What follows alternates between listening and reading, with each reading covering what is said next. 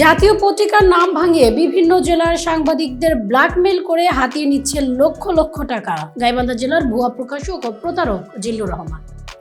নিজস্ব প্রতিবেদক এস.এম. শহীদুল ইসলাম বাবুলের প্রতিবেদনে থাকছে বিস্তারিত।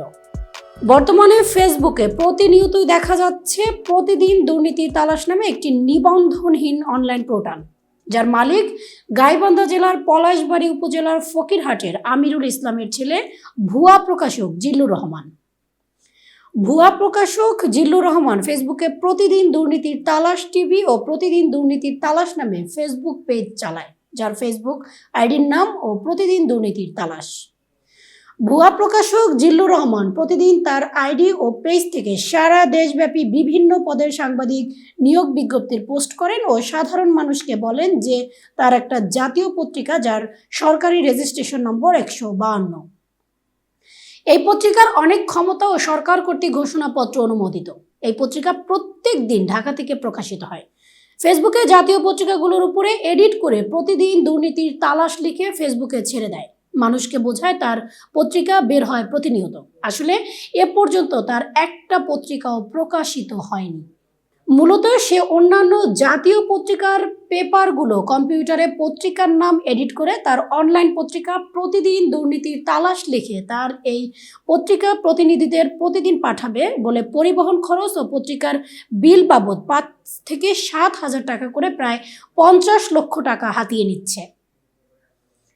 এই কথিত ভুয়া প্রকাশক ও প্রতারক জিল্লুর রহমান বিভিন্ন জেলার প্রতিনিধিকে জাতীয় পত্রিকার কথা বলে কার্ড দিতে চেয়ে বিকাশ ও নগদের মাধ্যমে হাতিয়ে নেয় অর্ধ কোটি টাকা। অবশেষে প্রতিনিধিদেরকে পাঠিয়ে দেয় তার ভুয়া অনলাইন পোর্টাল প্রতিদিন দুর্নীতির তালাশের কার্ড ও স্টিকার। এই কথিত ভুয়া প্রকাশক জিল্লুর রহমান অনলাইন পোর্টালকে জাতীয় পত্রিকার নাম ভাঙিয়ে বিভিন্ন জেলার প্রতিনিধির কাছ থেকে 5,000 থেকে 10,000 করে টাকা নেয় এবং টাকা নেওয়ার পর প্রতারণা করা শুরু করে আসছে। এমনকি টাকা ফেরত চাইলে গ্রুপ ও মেসেঞ্জার গ্রুপ থেকে ব্লক করে তার নামে মিথ্যা অপবাদ দিয়ে তার প্রতিদিন দুর্নীতির তালাশ পোর্টালে বিভ্রান্তি ছড়াচ্ছে এবং প্রতিনিধিকে ফোন করে বলেন, তোমার নামে অভিযোগ পেয়েছি, তোমার নামে নিউজ হবে, বাঁচতে চাইলে আমাকে টাকা দাও, না হলে তোমার নামে নিউজ করব। যারা টাকা দেয় না তাদের নামে এই কথিত ভুয়া প্রকাশক জিল্লুর রহমান, প্রধান নির্বাহী সম্পাদক মোহাম্মদ আব্দুর রাজ্জাক সরকার ও তার সঙ্গীয় হলুদ সাংবাদিক আবু সালে বিপ্লব মিথ্যা নিউজ করে 50 লক্ষ টাকা দাবি করেন। প্রতিনিয়ত সেই সাংবাদিকদের নামে মিথ্যা অপপ্রচার চালিয়ে যাচ্ছে দিনের পর দিন। তাই প্রতারক জিল্লুর রহমানকে আইনের আওতায় এনে তার হলুদ সাংবাদিকতা ছুটিয়ে দিতে কয়েকটি জেলার সাংবাদিক প্রতিবেদন করছে। দেশবাসীর কাছেও সারা দেশের সাংবাদিকদের জানিয়ে দেওয়া হচ্ছে কথিত ভুয়া প্রকাশক জিল্লুর রহমান, নির্বাহী সম্পাদক মোহাম্মদ আব্দুর রাজ্জাক সরকার ও তার সঙ্গীয় হলুদ সাংবাদিক সালেউদ্দিন বিপ্লব, কার্ড ব্যবসায়ী জিল্লুর রহমানের সম্পর্কে। প্রতারক জিল্লুর রহমানকে আইনের আওতায় এনে এর সঠিক বিচার দাবি করছেন বিভিন্ন জেলার ভুক্তভোগী সাংবাদিকরা।